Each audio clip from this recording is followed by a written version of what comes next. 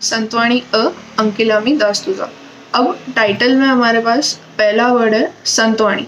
संतवाणी क्या होती है? संतवाणी वो होती है जो महाराष्ट्र के संतों ने लिखी है।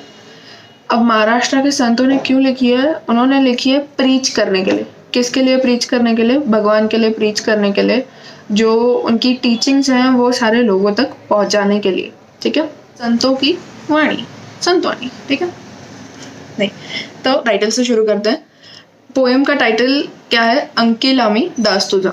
अब अंकिला का यूं तो मतलब होता है एनग्रेव करना या कॉन्कर करना। यहाँ पे अंकिला का मतलब है एक मार्क, एक निशान छोड़ना। तो अंकिलामी दास तुझा, दास यानी फॉलोअर, किसी के भक्त, मी यानी हम, मैं, तुझा। अब तुझा यहाँ पे मतलब तुम्हारा, लेकिन तुझा यहाँ पे किसको रेफर किया है? तुझा यहाँ पे रेफर किया है श्री विट्ठल को। तो श्री विट्ठल को एड्रेस करते हुए संत नामदेव ने हमको ये पोएम दी है अंकिलामी दास तुझा।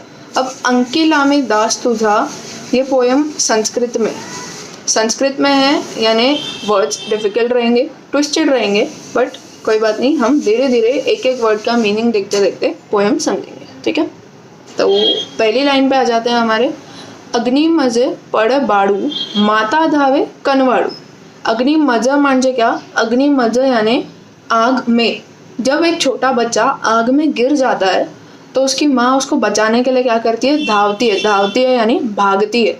माता धावे कनवाड़ू, कनवाड़ू यानी दयाड़ू। माता को क्या होता है? बहुत ज़्यादा दया आती है अपने बच्चे के लिए। तो ये समझा। अब इसका नेक्स्ट फॉलो थ्रू लाइन क्या दिया हुआ है? तैसा धावे माझा काजा अंकिलामी दास तुझा। तैसा यानी वो, जैसा तैसा वैसा, तैसा धावे माझा काजा। काजा इज काम।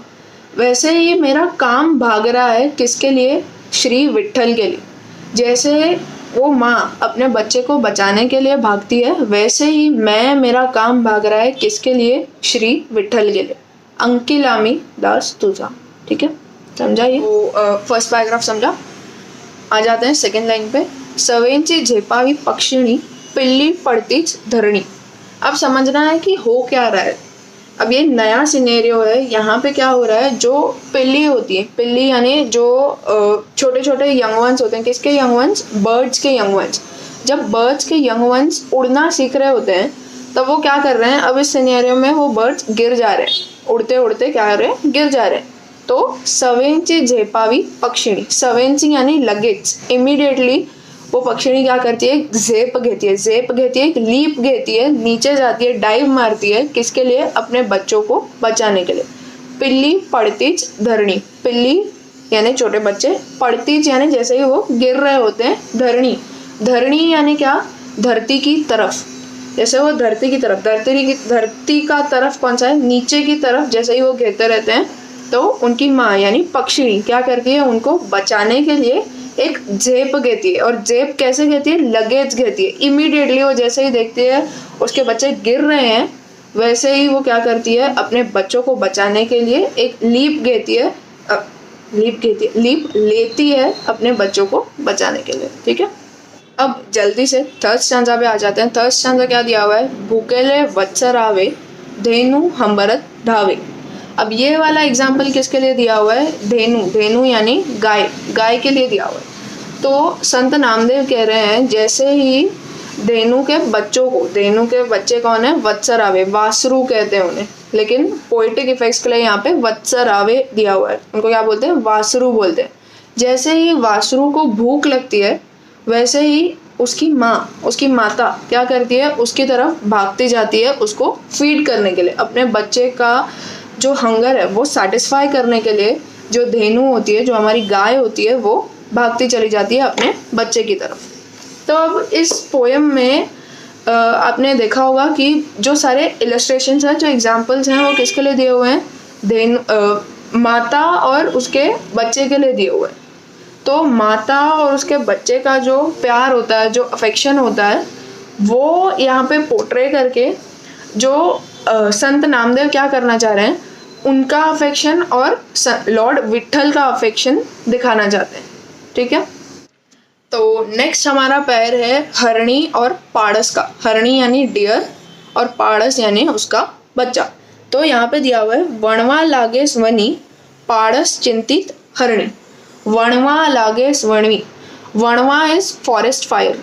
जब फॉरेस्ट में फायर लग जाता है, वणवा लागे वनी, वन यानी फॉरेस्ट और वणवा यानी फॉरेस्ट फायर।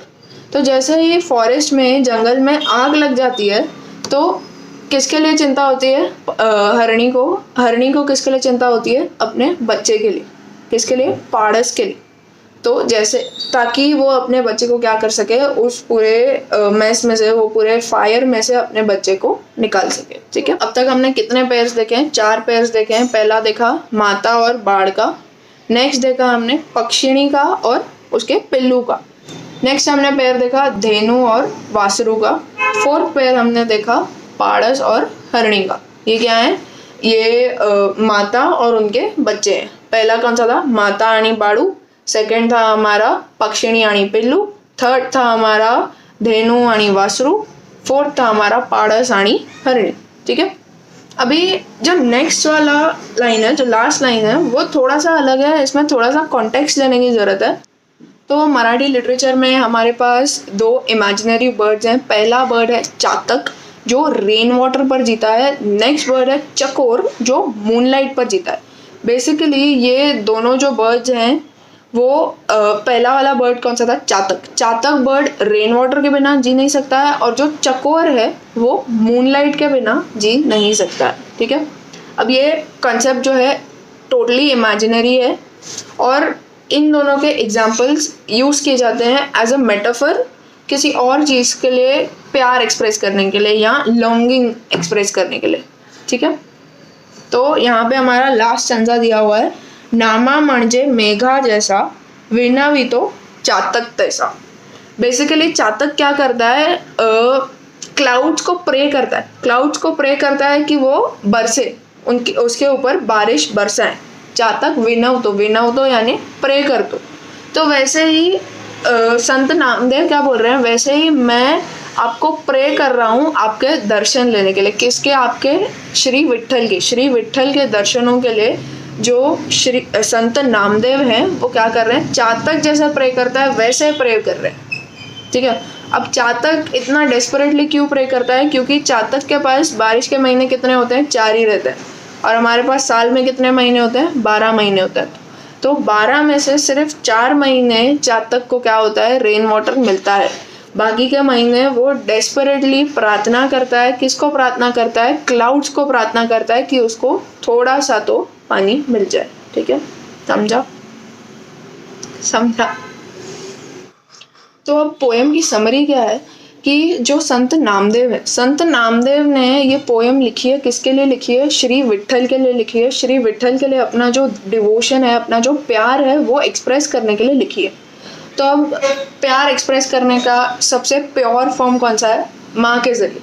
तो श्री विट्ठल ने भी सेम ट्रिक अपनाई है, सेम टेक्निक यूज करके वो अलग अलग प्राणियों के, जैसे एक इंसान का था माता आनी बाड़ू था, फिर पक्षियों का था पक्षिणी यानी उसके पिल्लू थे, गाय का था जानवर यानी धेनु यानी वासरू, उसके बाद दूसरे भी जानवर का उन्होंने बताया हरणी यानी पाड़स। तो वो बता रहे हैं कि जो माँ का प्यार है वो चाहे पक्षी में हो, प्राणी में हो या इंसानों में हो, सब में सेम ही है। वैसे ही मैं चाहता हूँ कि श्री विट्ठल आप मुझे मेरी माँ की तरह प्यार करिए। मुझे जैसे जब भी मैं कहीं गिर जाऊँ मुझे उठाइए और मुझे क्या करिए? सबसे ज़्यादा प्यार दीजिए। ठीक है, समझो? सो आई होप आपको ये वीडियो पसंद आया होगा, हेल्पफुल लगा तो शेयर कर देना, लाइक कर देना। और नेक्स्ट चीज़, इस पोएम के जो सारे आंसर्स रहेंगे, जो रसग्रहण रहेगा वो नीचे एक PDF फॉर्मेट में मैं अटैच कर दूँगी, तो वो भी चेक कर लेना। ठीक है, see you guys in the next one.